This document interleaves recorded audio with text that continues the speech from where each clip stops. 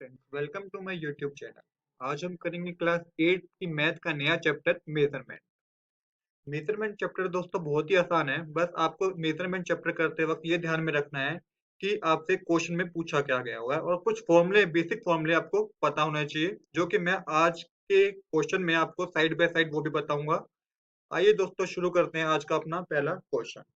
आज का पहला क्वेश्चन जो है हमारा वो है: in exchange for a square plot of land, one of whose side is 84 meter, a man want to buy a rectangular plot 144 meter long and the end of the same area as the square plot. Determine the width of the rectangular plot.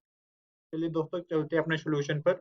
जैसे कि मैंने question यहाँ पे भी उतार रखा है, सबसे पहले दोस्तों हमें क्या करना है कि क्वेश्चन को शुरू करने से पहले हमें क्वेश्चन कह क्या रहा है, क्वेश्चन में पूछा क्या गया है, हमें ये जानना है। तो क्वेश्चन में ये कहा गया है कि एक मैन है जो कि अपने स्क्वायर प्लॉट के बदले रेक्टेंगुलर प्लॉट लेना चाहता है। जिसकी, जैसा कि हमें क्वेश्चन बताया हुआ है कि स्क्वायर प्लॉट की जो साइड है वो है 84 मीटर, तो यहीं पे हमने 84 मीटर लिख लिया, ये स्क्वायर प्लॉट की साइड है। साइड में जब वो रेक्टेंगुलर प्लॉट लेना चाहता है, उसकी जो लेंथ बताई गई है, उसकी लेंथ बताई गई है 144 मीटर। इसकी हमें ब्रेथ निकालने को कहा गया है और साथ में कंडीशन ये है कि जितना उसका स्क्वायर प्लॉट का एरिया था उतना ही एरिया उसका रेक्टेंगुलर प्लॉट का भी होना चाहिए। तो हमें ये कहा गया है कि आपको हमें रेक्टेंगुलर प्लॉट की ब्रेथ निकालनी है। कंडीशन ये है कि दोनों का एरिया सेम है, मतलब स्क्वायर प्लॉट का एरिया भी सेम है और उसका रेक्टेंगुलर प्लॉट का एरिया भी सेम है। तो आइए दोस्तों जानते हैं क्वेश्चन कैसे कर सकते हैं। इस क्वेश्चन को करने के लिए आपको सिर्फ दो फॉर्मूले याद करने हैं। पहला, एरिया ऑफ स्क्वायर पता होना चाहिए आपको, जो कि साइड मल्टीप्लाई साइड होता है।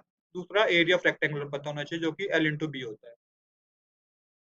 तो सबसे पहले आपको क्या निकालना है, आपको एरिया पता करना है, क्योंकि क्वेश्चन में कहा गया है कि area of square is equal to है एरिया ऑफ रेक्टेंगल, जो भी उसका प्लॉट है। तो आपको सबसे पहले एरिया ऑफ स्क्वायर निकालना है इसमें। तो आप यहाँ पे लिखिए area of square is equal to side multiply side. हमें पता है कि एरिया ऑफ स्क्वायर क्या होता है, साइड मल्टीप्लाई साइड होता है।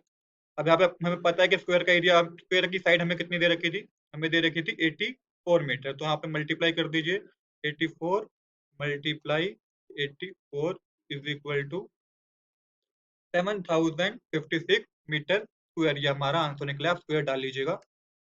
ये हमारा आंसर निकला है एरिया ऑफ स्क्वायर का, ये हमारा एरिया निकल गया है। अब हमें क्वेश्चन बता रखा है कि जो वो रेक्टेंगुलर प्लॉट खरीदना चाहता है इसके बदले एक्सचेंज में, तो उसकी लेंथ हमें दे रखी है, बट उसकी डेप्थ हमें निकालनी है। पर वो उसका एरिया जो कह रहा है कि सेम है जो स्क्वायर प्लॉट का है। तो हम यहाँ पे लिख सकते हैं कि area of rectangular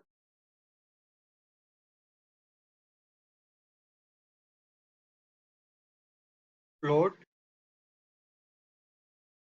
is equal to area of square plot, area of square plot. यही हमें क्वेश्चन में कह रखा है कि दोनों का एरिया बराबर है। हमें पता है कि एरिया ऑफ रेक्टेंगल क्या होता है, एल इंटू में बी। तो यहाँ पे वो लिख लीजिए आप, एल इंटू में B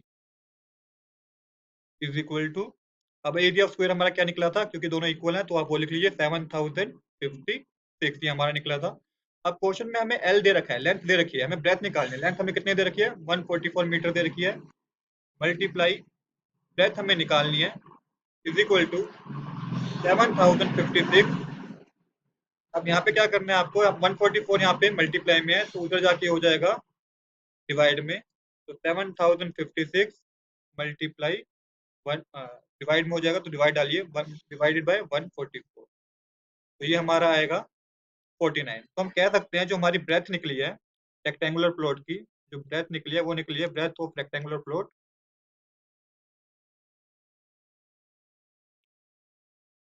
is equal to 49 metre. हमारी जो रेक्टेंगुलर प्लॉट की ब्रेथ निकली है वो है 49 मीटर। यही हमें क्वेश्चन में दोस्तों निकाल के दिखाना था।